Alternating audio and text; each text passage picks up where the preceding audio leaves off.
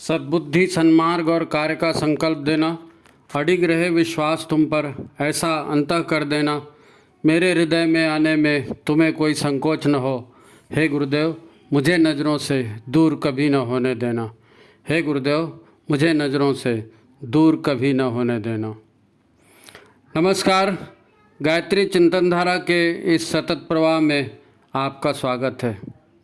मित्रों, जब हम किसी गंभीर रोगों से ग्रस्त अपने किसी परिजन को चिकित्सा के लिए या स्वास्थ्य लाभ के लिए किसी नर्सिंग होम में भर्ती करते हैं और काफ़ी दिनों तक उसका इलाज चलता है, तो प्रायः डॉक्टर ये कहते सुने जाते हैं कि we are trying our best, हम जो कुछ भी कर सकते थे हम कर रहे हैं, अब आप भगवान से प्रार्थना करें। अब उनको केवल ईश्वर का आशीर्वाद ही बचा सकता है, कहते हैं ना ऐसा डॉक्टर लोग। तब बाकी परिजन फ्री टाइम में वहाँ पर क्या चर्चा करते हैं आपस में? फ्री टाइम में चर्चा करते हैं आपस में कि भाई मैं तो पहले ही कहता था गाड़ी इतनी तेज़ मत चलाया करो, कम से कम पी लेने के बाद तो वो भूल के भी गाड़ी नहीं चलाना भाई। कोई कहता है इनका पेट ना हमेशा ही खराब रहता था। कितनी बार समझाया, ज़रा अपना खाने पीने का, सोने का टाइम टेबल बना कर चलो भाई। ये तो ध्यान ही नहीं देता था ना, बिगड़ गई तबीयत। अब बिगड़ते बिगड़ते यहाँ तक आ गई बात। इसने अपनी लाइफ ऐसे ही बना रखी थी, जब मनमानी, जब देखो मनमानी है। ठीक से जीते तो ये नौबत क्यों आती? अच्छा, कोई ऐसा भी कहता है इसको इतनी बार बोला टेंशन नहीं लेना, गुस्सा नहीं करना, पर बात किसी की सुने तब ना। इतनी अच्छी गृहस्थी चल रही थी, भगवान का दिया सब कुछ था, पर क्या है, विनाश काले विपरीत बुद्धि। जब देखो तब टेंशन, जब देखो तब टेंशन। ये होते हैं कमेंट लोगों के, करते हैं ना ऐसी कमेंट। अब डॉक्टर भी यही कह रहे हैं कि अंतिम आशा भगवान से ही है, तो फिर शुरू से ही भगवान की छत्र छाया में जीते रहते ना। शुरू से ही भगवान की छत्र छाया में जीते रहते तो डॉक्टर की ज़रूरत ही नहीं पड़ती है। किसने रोका था भाई? जब डॉक्टर भी यही बात कह रहे हैं और सर्वाधिक सुरक्षा ईश्वर ही दे सकता है, तो ये बात यहाँ तक पहुँची कैसे? तो अभी किसकी छत्र छाया में जी रहे थे अभी तक? शायद किसी ने इस विषय पर सोचा न हो। पति की छत्र छाया में, पत्नी की मर्जी से, सास ससुर की मर्जी से, बच्चों की मर्जी से जी रहे हैं, या फिर अपनी मर्जी से जी रहे हैं, पता नहीं। सब कैसे जीते हैं, हम भी जी रहे हैं, ऐसे ही जीवन जा रहा है। यही सच है। हाँ, ये सच है, लेकिन ये भी पूरा सच नहीं है। ये भी पूरा सच नहीं है। हम जीते हैं समाज की छत्र छाया में। हमें हर बार यही डर लगा रहता है कि लोग क्या कहेंगे, ऐसा कर देंगे तो लोग क्या कहेंगे। समाज में रहते हैं तो सबके जैसे करना पड़ेगा भाई, यही हमारा तर्क होता है ना। समाज जी रहा है व्यावसायिक विज्ञापनों की छत्रछाया में। विज्ञापन ही ये बताते हैं क्या करना समझदारी है, क्या करने से फ़ायदा होगा, क्या आधुनिकता है, क्या करने से हमारी शान बढ़ेगी। हमारे पास जेवर गिरवी रख दो, सबसे सस्ता लोन हम ही देंगे, फुल इंश्योरेंस, पक्की गारंटी, और न जाने क्या क्या। और ये सब चलते रहता है। आदमी सोचता कुछ है, फिर करता कुछ और है, फिर होता कुछ और है। सारी बहादुरी, सारी अक्लमंदी का जो है क्या होता है पता नहीं कहाँ जाती है अक्लमंदी। वो एक गाना है ना, एक कहानी ख़त्म तो दूजी शुरू हो गई मामू। तो समस्याएं हैं कि लाइफ में ख़त्म ही नहीं होती भाई, समस्या ख़त्म ही नहीं होती। समाज ही हमें बताता है कि कैसे भी करो, पैसा आना चाहिए, पैसा होगा तो सब ठीक हो जाएगा, कुछ पाना है तो अपनी इमेज बनाओ, अपना स्टेटस बनाओ, और भी क्या क्या इतना सब लोग समझाते रहते हैं समाज में। पर कुल मिलाकर क्या मिलता क्या है? टेंशन, थायराइड, शुगर, बीपी, जमा पूंजी ख़त्म, टेंशन अलग। तो फिर जब आप लोगों के लिए फ़ायदेमंद नहीं रहोगे तो धीरे धीरे लोग भी आपसे मिलना जुलना बंद कर देंगे, नरक बन जाती है ज़िंदगी। तो फिर क्या करें? फिर निर्भीता पूर्वक तनाव रहित शांत जीवन कैसे जिया जा सकता है? कैसे जिया जा सकता है? एक छोटा सा उदाहरण, महत्वपूर्ण उदाहरण। महाराष्ट्र में एक संत हुए, नाम मैं भूल रहा हूँ, शायद संत एकनाथ जी होंगे। खैर नाम कोई भी हो, आप एकनाथ ही समझ लीजिए, संत एकनाथ जी। खैर, तो उनकी शुद्धता, पवित्रता, उनकी साधना, उनको प्राप्त सिद्धियों की चर्चा हर तरफ हो रही थी। एक दिन एक व्यक्ति उनके पास आया और प्रणाम करके बोला, महाराज जी, आप कितने चिंता मुक्त हंसमुख रहते हैं। कोई बुरा कहता भी है तो आप उधर ध्यान ही नहीं देते। आपके पास कपड़े, अनाज, धन, संपत्ति कुछ भी नहीं है, फिर भी आपको कोई दुख नहीं, आपको किसी से कोई शिकायत नहीं। काश मेरी भी तकदीर ऐसे ही होती, मैं भी चिंता मुक्त जीवन जीता। अब वो चेले महाराज बोल रहे हैं, महाराज सुन रहे हैं, है ना। महाराज जी कुछ देर तक सुनते रहे, फिर बोले, अरे तुम यहाँ क्या कर रहे हो? तुम्हारे पास सिर्फ 1 हफ्ते का समय है, हफ्ते भर बाद तुम्हारी मौत होनी तय है, 1 हफ्ते में तुम मर जाओगे, समझे? वो आदमी भौचक रह गया, अचानक मुझको क्या कह रहे हैं, पर उसे संत जी पर पूरा भरोसा था, तो बात उसको भीतर तक लग गई। कुछ देर वहाँ बैठा रहा, फिर उदास मुख से घर आ गया।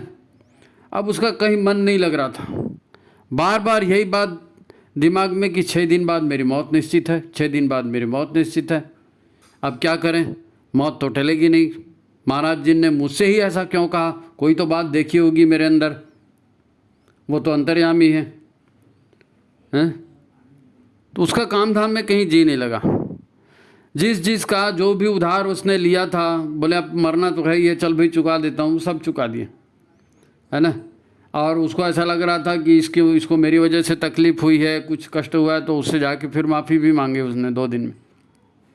2 दिन तक ये चलता रहा, लोगों की उधारी चुकाई, लोगों से माफ़ी वाफ़ी मांगे, सब आश्चर्यचकित थे इसको क्या हो गया, है ना। पर उसको चिंता थी, और इस चिंता में उसका मन नहीं लग रहा था, उसको भोजन भी करने की इच्छा नहीं हो रही थी, तो कमजोरी आने लगी। अब 3-4 दिन चले, 5वें दिन तो उसने बिस्तर पकड़ लिया। अब उसको पूरा विश्वास था कि बस अब परसों मेरे को मरना है। 7वें दिन संत जी उनसे मिलने के लिए घर पहुँचे और पूछा, क्या हाल है भाई, क्या तकलीफ़ है? उसने संत जी को प्रणाम किया और बोला, सब ठीक है महाराज, आपकी दया है, अच्छा हुआ आप आ भी गए, मैं भी शरीर छोड़ने को तैयार हूँ। मैं सोच रहा था आपके दर्शन एक बार हो जाते, शरीर छोड़ने के लिए मैं बिल्कुल तैयार हूँ। सबका देना दे दिया है, जो लेना था उसको मैंने दान कर दिया, माफ़ कर दिया, जाओ हटाओ, नहीं है पैसा मत दो। अब मुझे किसी से कोई शिकायत नहीं, अब मैं बिल्कुल चिंता मुक्त हूँ, बिल्कुल फ्री हूँ। बस एक दुख है कि मौत आ रही है, पर क्या मरना तो था ही ना, आज नहीं तो कल, तो चलो अभी मर जाते हैं, अभी तो हाथ पैर ठीक चल रहे हैं, अभी मर जाएं तो ठीक है। संत जी सब सुन रहे थे, वो मुस्कुराए। संत ने कहा, तुमको अभी मरने की ज़रूरत नहीं है, तुम तो अब जीना सीख रहे हो। जिसको देना था दे दिया, गलती के लिए लोगों से माफ़ी मांग ली। जब आदमी को अपनी मौत अवश्यंभावी दिखती है, मौत सामने दिखती है, बिना किसी आरोप प्रत्यारोप के वो जीना सीख जाता है, किसी से कोई अपेक्षा नहीं करता। उसको मालूम है मरना तो है ही है, चल भैया लेन देन निपटा दो। तो फिर जब सबका लेन देन निपटा दिया तो दुख आएगा कहाँ से? अभी तो इसका देना है, उसका लेना है, वो तो ऐसा कर रहा है, वो तो भग रहा है, वो तो मिलता नहीं, इसी में पूरा समय जाता है ना। आखिर संत जी ने कहा उनसे कि आखिर तुमको मरना नहीं है। वो चौक देखते रहा था ना उनके तरफ। तो संत जी ने कहा कि जैसा तुम बनना चाहते थे बन गए ना, बन तो गए, अभी तुम मरने वाले नहीं हो, अब तुम जीना सीख गए ना, तो अब मरने की कोई ज़रूरत नहीं है। अब मेरे जैसा शांतिपूर्ण जीवन चाहते थे ना, तो अब शांतिपूर्ण जीवन तुमको मिल गया, अब मर के क्या करोगे, अब नहीं मरना है तुमको। वो फिर संत का मुंह देखता रहा, इसी आदमी ने कहा था मर जाओगे, यही आदमी कह रहा है कि नहीं ज़रूरत नहीं। देखो होता क्या है, हमको एक कांटा लग जाता है तो हम अपनी गलती नहीं देखते, हम अपनी गलती नहीं देखते। हम ये सोचते हैं कि ये कटीली डाली यहाँ पर डाली किसने, ओफो लोग यहाँ वहाँ कचरा फैला देते हैं, सब क्या कैरेक्टर है लोगों का, सब ऐसे ही करते हैं, बदतमीज़ लोग हैं, आदत नहीं है, जंगली हैं, न केवल लोगों को बुरा भला कहते हैं, अपनी ज़ुबान ख़राब करते हैं, अपना मूड ख़राब करते हैं। और मतलब क्या, निष्कर्ष क्या निकला, निष्कर्ष फिर यही निकलता है कि अरे दुनिया ख़राब है, आजकल भलाई करने का ज़माना नहीं है, भलाई मतलब बेवकूफ़ी, और न जाने क्या क्या, कहाँ तक सोचते सोचते पहुँच जाता है आदमी, है ना। ये सब होते हम समाज में देखते हैं, ये समाज की सच्चाई है। और इसे ही बुद्धिमानी मानकर जीवन जीते हैं लोग, इसे ही बुद्धिमानी मानते हैं, मैं तो अच्छा हूँ, सारी दुनिया ख़राब है। अब भारत ही नहीं, सारी दुनिया का यही दस्तूर है, दुनिया भर में लोग ऐसे ही सोचते हैं, ऐसे ही करते हैं, है ना। दुनिया भर की सारी परेशानियाँ इसी चिंतन व्यवहार का संभावित परिणाम ही तो है।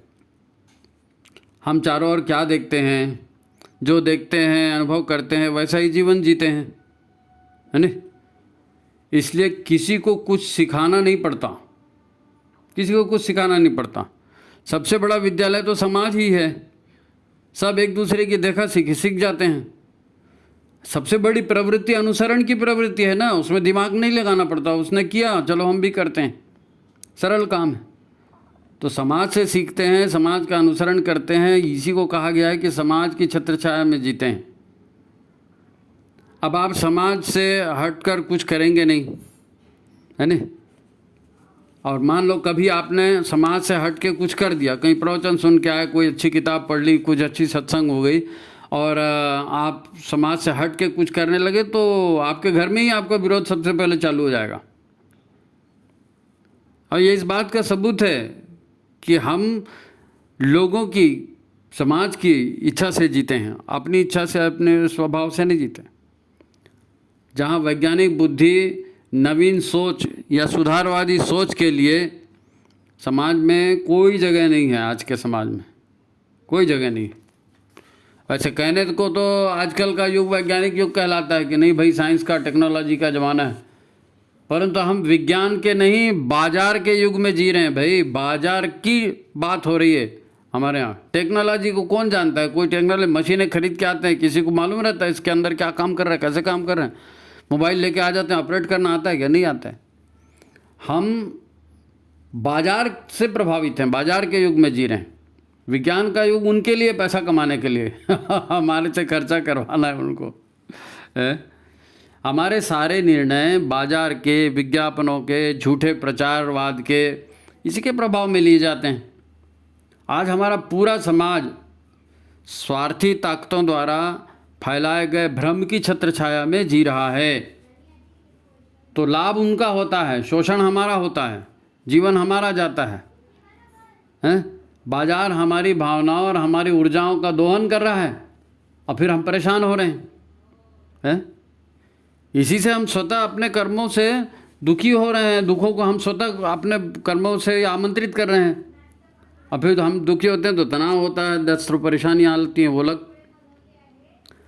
अच्छा, हमारे ब्रह्म ऋषि जिस देव संस्कृति की, भारतीय संस्कृति या हिंदू संस्कृति के पुनरुत्थान की बात करते हैं, हमारी संस्कार परंपरा के उत्थान की बात करते हैं, उन्होंने देव संस्कृति दिग्विजय अभियान चलाकर अश्वमेधों की श्रृंखला चलाई, संस्कार परंपरा को पुनर्जीवन के लिए काम किया, यज्ञ परंपरा के पुनर्स्थापित करने के लिए काम किया है। अब वो कारण समझ में आया, क्योंकि परिवार सुधरेगा, समाज सुधरेगा, तो हम सुधारवादी प्रक्रिया चला सकेंगे, हम चला सकेंगे। गायत्री और साधना से व्यक्ति का शोधन होता है, यज्ञ और संस्कार से समाज का शोधन होता है। जो हमारा गलत मार्गदर्शन कर रहा था समाज, उस समाज का यदि शोधन हो जाएगा तो हमारा फायदा है ना। अच्छा, अब आते हैं इस बात पर कि सर्वाधिक सुरक्षा अगर ईश्वर ही दे सकता है, तो ईश्वर की छत्रछाया में रहने का उपाय क्या है। ईश्वर की छत्र छाया में रहने का उपाय क्या है, यही तो हमारा शीर्षक है। तो अब इसको जानने के लिए पहले हमको ये समझना पड़ेगा कि ईश्वर माने क्या। इतने देवी देवता हैं तो ईश्वर कौन है, कहाँ है ईश्वर? वो तो निराकार है, सर्वव्यापी चेतन सत्ता है ईश्वर, उसको कहाँ ढूंढोगे? और फिर उसकी छत्र छाया मिलेगी कैसे? जिसका खुद का आकार प्रकार नहीं है, उसकी छत्र छाया में जीने का मतलब है नहीं, समझना पड़ेगा ना।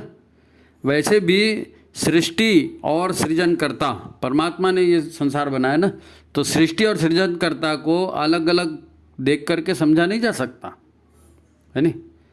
देखो एक बहुत बढ़िया सूत्र है इस विषय में, बहुत बढ़िया सूत्र है, हमेशा याद रखना, आप इसको कभी भूलना नहीं। ये सूत्र क्या कहता है, बड़ी व्यावहारिक बात है। माँ बाप वह अनुपम भेंट है जो ईश्वर ने हमें दी है। सूत्र क्या कहता है, माँ बाप वह अनुपम भेंट है जो ईश्वर ने हमें दी है। और गुरु, गुरु तो स्वयं ही ईश्वर है जो शरीर रूप धारण करके हमें मार्गदर्शन देने आया है। कुछ समझा? माँ बाप भगवान है, गुरु भी भगवान है नहीं। तो गुरु वो ईश्वर है जो स्वयं चलकर हमें मार्गदर्शन देने आया है। इसीलिए गुरु को ब्रह्मा विष्णु महेश्वर या शिव ही नहीं, उसको साक्षात परब्रह्म कहा है ना। ईश्वर हमें दिखे ना दिखे, गुरु तो दिख रहे हैं। फिर हमारे ब्रह्म ऋषि ने सैकड़ों बार ये बात स्पष्ट कर दी है, आप हमारे ही बच्चे हैं। कई बार उन्होंने, हर जगह उन्होंने कहा है आप हमारे ही बच्चे हैं और हमें अपने बच्चों की पूरी सुरक्षा करनी है, सैकड़ों बार कहा है। तो ये गुरु की छत्र छाया और सुरक्षा हमें कहाँ से मिलने वाली है? गुरु ब्रह्मा है ना, गुरु महेश्वर है, गुरु साक्षात परब्रह्म कह रहे हैं, वो दिखने वाला गुरु है, हमको रास्ता समझाने वही आया ना। तो गुरु की छत्र छाया और सुरक्षा हमें कहाँ से मिलेगी? नहीं साहब, हमारे यहाँ देव स्थापना का चित्र है, हम लोग पूजा करते हैं, रोज़ अगरबत्ती जलाते हैं, 250 रुपये का डब्बा लाए थे अगरबत्ती का, ये सब बात नहीं है ना।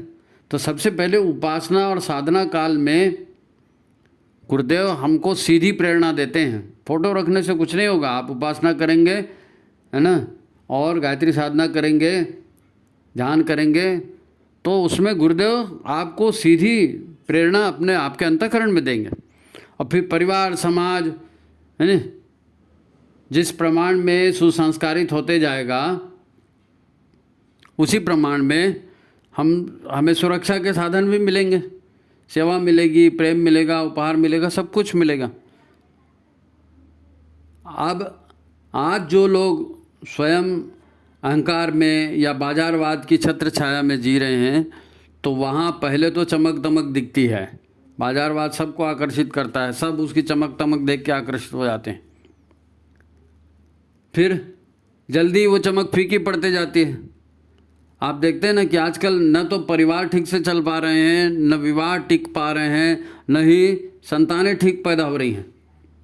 इसीलिए हमारे पास एक ही उपाय है कि जब ईश्वर गुरु रूप में मार्गदर्शन देने चले आए हैं, आपको गुरु का मार्गदर्शन मिल रहा है, तो गुरु के सच्चे शिष्य बनो, है नहीं, और गुरु के निर्देशों पर चलो, तो गुरु की छत्र छाया मिलेगी। गुरु माने परमात्मा, है नहीं। देखो उसका भी एक तरीका है, कैसे परमात्मा का, कैसे गुरु का संरक्षण मिलता है, उसका एक तरीका है कि गुरु की कृपा या गुरु का ध्यान हम अपनी ओर खींचना चाहते हैं तो कैसे खींचें, है ना। आप जब सच्चे शिष्य का व्यवहार करेंगे, उसी क्षण गुरु वहाँ प्रकट हो जाएंगे। गुरु तो अखंड मंडलाकारम है, सब जगह व्याप्त है ना। आपको शिष्य बनना है, आप शिष्य बन के उनका अनुसरण करने तैयार हैं, तो गुरु तो पहले से ही वहाँ रेडी है नहीं, वो आपका साथ देते हैं। वे आपके सारे सदप्रयासों में स्वयं आपको संरक्षण देते रहते हैं, चाहे आप उनका आह्वान करें या ना करें। आपने सद्भावना की, आपने सत्कर्म किया, तो फिर ईश्वरीय संरक्षण आपको मिलना ही मिलना है। आपको विश्वास है? देखो बाजार में अपन इसको दूसरे ढंग से समझते हैं, क्योंकि गुरु अखंड मंडलाकारम हम कह रहे हैं ना, तो जैसे वो कहा जाता है ना, सावधान आप कैमरे की नज़र में है, तो आप भी सावधान हो जाइए। आपने अगर गुरु बना लिया तो आप गुरु की नज़र में हैं, और गुरु की कृपा तब मिलेगी जब गुरु के अनुसार करना शुरू कर दोगे। अखंड मंडलाकारम का मतलब क्या है?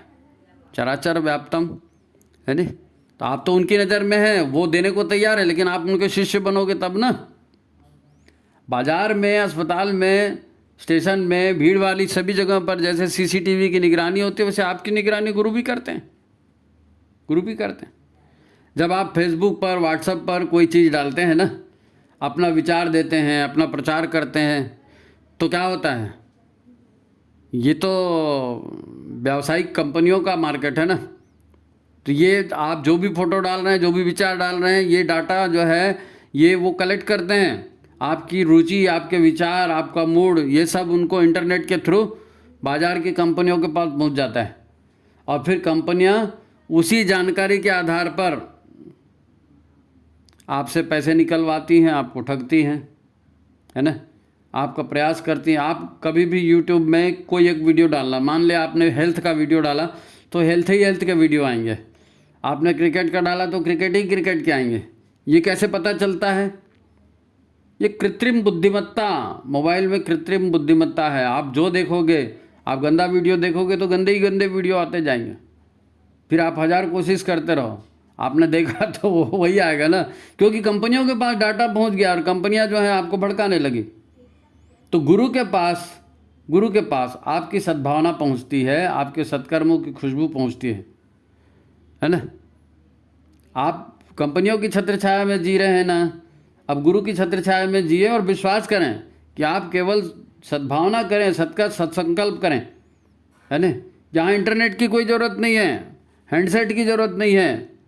आपने सद्भावना की, आपने सत्कर्म किया, उसकी ऊर्जा ब्रह्मांड में ऑटोमेटिक पहुंच जाएगी, है ना। ये प्रकृति का अपना तंत्र है। आप जो आह्वान करते हैं ना, आवायामी स्थापयामी, आप आह्वान करते हैं, वो तो एक तरह से खुद का कंसंट्रेशन बढ़ाने के लिए होता है, खुद सजग होने के लिए होता है। उसके लिए ज़्यादा उपयोग है। आह्वान से देव शक्ति आती है, लेकिन आप सचेत होते हैं, ये और भी बड़ी बात है ना। तो देव शक्तियाँ हों, पवित्र आत्माएं हों, स्वयं आपके गुरुदेव हों, आप सद्विचार और सत्कर्म करो तो सही, वहाँ से तुरंत प्रेरणा, प्रोत्साहन आना चालू हो जाता है। यही तरीका है गुरु के संरक्षण में जीने का, यही तरीका है ईश्वर के संरक्षण में जीने का। सहयोग मिलना यहीं से शुरू हो जाता है। आपके शुरुआत करने की, आपके मन बनाने की देरी है नहीं।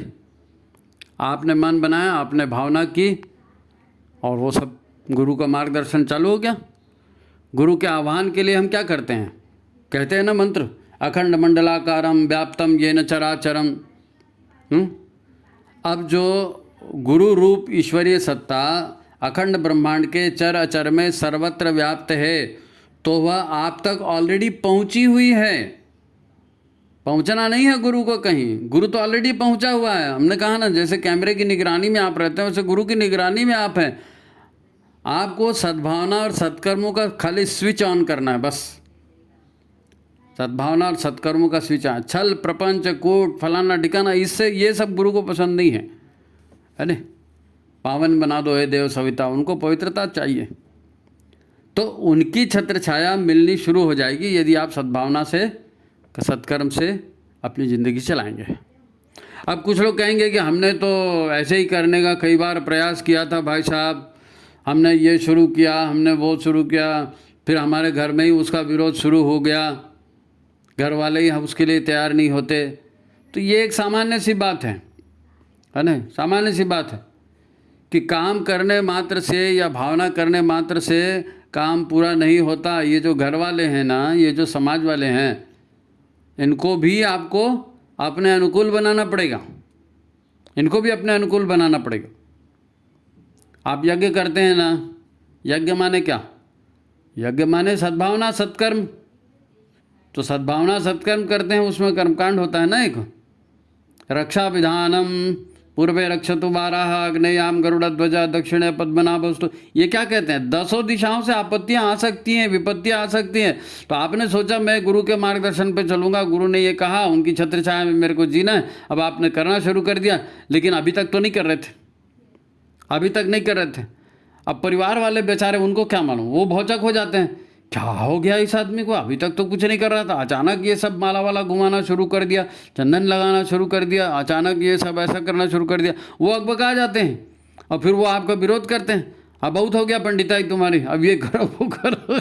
ये व्यावहारिक रूप से होता है घर में। तो फिर क्या है, रक्षा विधान करना है। रक्षा विधान माने परिवार से, समाज से या आर्थिक कारणों से, है ना, या आपकी पहली पुरानी इमेज आपकी कैसी थी, इन सब का प्रभाव भी पड़ेगा ना, तो वहाँ से रुकावट आएगी। सबको आती है रुकावट। भगवान राम भी इतना बड़ा काम करने गए थे, क्या भगवान राम को रुकावट नहीं आई? हाँ, भगवान राम को कम रुकावटें आई। कृष्ण भगवान तो वो तो उनका तो पूरी ज़िंदगी रुकावटों से भरी पड़ी, पूरी ज़िंदगी। ग्वाल बालों को इकट्ठा करो रे, घर वालों को मनाओ रे, हाँ, गोवर्धन को उठाओ रे, गौपालन करवाओ रे, स्वावलंबन करवाओ रे। अब महाभारत हुआ तो कदम कदम पर मार्गदर्शन करना पड़ा उनको, कदम कदम पर। अब बिल्कुल लड़ाई फिक्स हो गई, रणांगण में चले गए, वहाँ पर जाके अर्जुन बोल रहा है मैं तो नहीं लड़ाऊँ दादा, तो वहाँ पर भी जाके उसको समझा रहे हैं, क्योंकि लोग अच्छे थे, सद्भावना थी। तो सद्भावना और सत्कर्म, अच्छा उससे बहुत बड़ा लक्ष्य मिलने वाला था ना, वो तो युग परिवर्तनकारी काम था। तो भगवान कृष्ण के काम में कितनी बड़ी रुकावटें आई, भगवान राम के काम में कितनी बड़ी रुकावटें आई। रुकावटें सबको आती हैं। भगीरथ ने गंगा अवतरण कराया, भगीरथ को कम रुकावटें आई होंगी, कितने साल तो हिमालय का सर्वे करते रहे। गोमुख से गंगा को लेकर के आना देवप्रयाग तक कम मामूली बात थी क्या? बहुत मेहनत करनी पड़ी, बहुत तप करना पड़ा, इसीलिए तो भगीरथ प्रयास कहते हैं ना। तो क्या भगीरथ ने सद्भावना से काम नहीं किया था? सद्भावना से काम किया था, गुरु उनके साथ थे, ईश्वर उनके साथ थे, लेकिन तप तप तपस्या मेहनत ये तो काम करना पड़ेगा आपको। गुरु के संरक्षण में कब निकल जाता है, तब भी हल्का फुल्का हो जाता है, मतलब बड़े बड़े तप लोग कर लेते हैं, गुरु के संरक्षण में कोई कष्ट नहीं होता। कष्ट मानोगे तो होगा, नहीं मानोगे तो काहे के लिए होगा।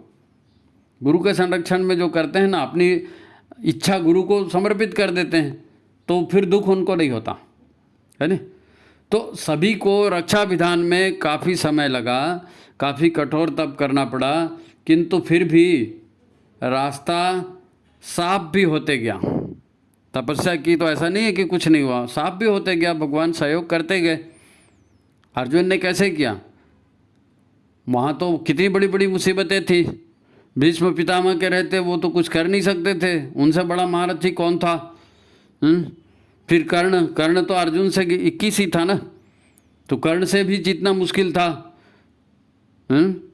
बड़े बड़े प्रसंग आ गए, और किसकी मदद से टले? गुरु की मदद से। अर्जुन क्या था?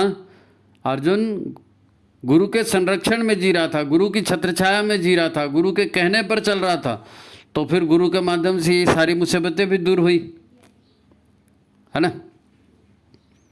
साधन जुटाने में, पुराने गड्ढे भरने में समय लग सकता है, तो हम अपनी रोज़ की दिनचर्या में अगर कभी महीना 2 महीने माला लेके बैठ जाते हैं और कहते हैं भैया हमारा तो ये नहीं हो रहा है, हमारे गुरु ने वो नहीं किया, तो ये ऐसा मत सोचो।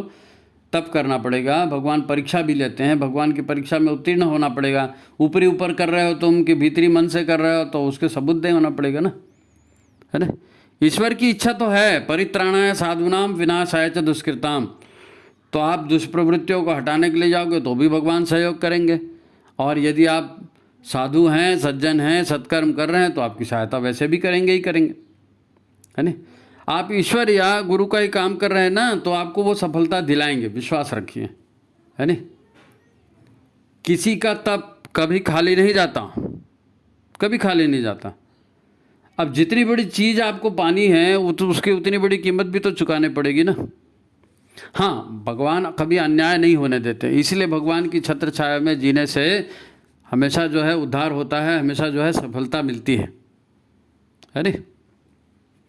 लोग प्राय जो है ना घरेलू सामाजिक समस्याएं ज़्यादा गिनाते हैं, तो याद रखें कि रक्षा विधान ये बड़ा कार्यक्रम है, बड़ा कार्यक्रम है। परिवार निर्माण, समाज निर्माण, है ना, ये क्यों जोड़ा गया उसके साथ? क्योंकि अकेले से नहीं बन रहा है ना, तो परिवार का भी सहयोग लेना है, समाज का भी सहयोग लेना है। परिवार कैसे ठीक होता है? जब पति पत्नी एक साथ मिलकर के एक विचार से सत्कर्म करते हैं, सच्चिंतन करते हैं, तो धीरे धीरे परिवार में माहौल बनता है। यज्ञों में, दीप यज्ञों में हम सबको आमंत्रित करते हैं ना, तो ये भी तो समाज निर्माण का ही भाग है। ये सब रक्षा विधान है, हमारी साधना के अंग हैं। जब हम कहते हैं कि भगवान की छत्र छाया में कैसे जिए, तो भगवान की छत्र छाया में जैसे भगवान कहता है वैसे जिए, है ना। तो उसमें ये सारी मुसीबतें आएंगी तो उनको हंसते हुए भगवान की इच्छा मान करके उसको पूरा करना है ना। तो फिर अंत में एक दिन जो है आप सफल होंगे। अच्छा, एक लाइन जो है, इतना पूरा आपको बताया, आपको समझ में आया कि ईश्वर की छत्र छाया में जीना मतलब क्या। ईश्वर तो निर्गुण निराकार है, वो तो सब जगह व्याप्त है, दिखता नहीं है। परमात्मा गुरु ही हमारे पास परमात्मा रूप में आया है। तो परमात्मा की कृपा पाना, गुरु की कृपा पाना, ये एक ही बराबर है ना। तो गुरु की कृपा पाने के लिए गुरु के समर्थ जो है इशारों पर जीवन जीना है, तो फिर आपको सब मिलेगा। तो अंत में एक लाइन कह के अपन बात को समाप्त करेंगे। एक बढ़िया उदाहरण है युग परिवर्तन का, महाभारत युद्ध है ना। महाभारत युद्ध, इससे बड़ा तो कोई युद्ध हुआ नहीं, इससे बड़ा कोई संग्राम हुआ नहीं। आप इसको हमेशा याद रखना। तो ईश्वर की छत्र छाया में ये इतना बड़ा संग्राम लड़ा गया और कमज़ोर होते हुए भी पांडव लोग जीते। कमज़ोर होते हुए भी पांडव लोग जीते, ग्वाल बाल कमज़ोर होते हुए भी कंस के आगे जीते। लेकिन यहाँ ईश्वर स्वयं नहीं लड़े, कृष्ण स्वयं नहीं लड़े। कृष्ण ने ग्वाल बालों को तैयार किया, कृष्ण ने पांडवों को तैयार किया। उनकी छत्र छाया में ग्वाल बालों ने और पांडवों ने ये युद्ध लड़ा और ईश्वर ने उनको विजय दिलाई। तो हम भी गुरु की छत्र छाया में संघर्ष करेंगे, उनके अनुसार चलेंगे, तो हमारे भी जीवन का महाभारत है ना। तो हम अपने जीवन के महाभारत में हम भी सफल होंगे गुरु की छत्र छाया में। ये विश्वास हमारा पुरजोर होना चाहिए, ये विश्वास हमारा पुरजोर होना चाहिए। तो ठीक है, आज की बात समाप्त। ईश्वर सब कहते हैं भैया भगवान की कृपा चाहिए, तो भगवान की कृपा, गुरु की कृपा, है ना, उनका पाना है। आपको अच्छा लगा होगा, आप इसको लाइक कीजिए, शेयर कीजिए, लोगों के पास पहुंचाइए, है ना। लोगों ने हमसे कहा था तो उस आधार पर ये वीडियो बना है। तो आज की बात यही समाप्त करते हैं। लाइक शेयर करने काम ना भूलें। लोग लाइक नहीं करते भाई, पूरा वीडियो देख लेते हैं और 1000 लोग वीडियो देखेंगे, 5000 लोग वीडियो देखेंगे और मुश्किल से 150-200 लोग लाइक करते हैं। आप जितना लाइक करेंगे उतना इस वीडियो का प्रचार होता है। आप किसी को नहीं भी भेजेंगे ना तो भी यूट्यूब वाले खुद ही भेजेंगे। आप लाइक तो करना सीखो। तो ठीक है, आज की बात यहीं समाप्त करते हैं। सबको प्रणाम, नमस्कार।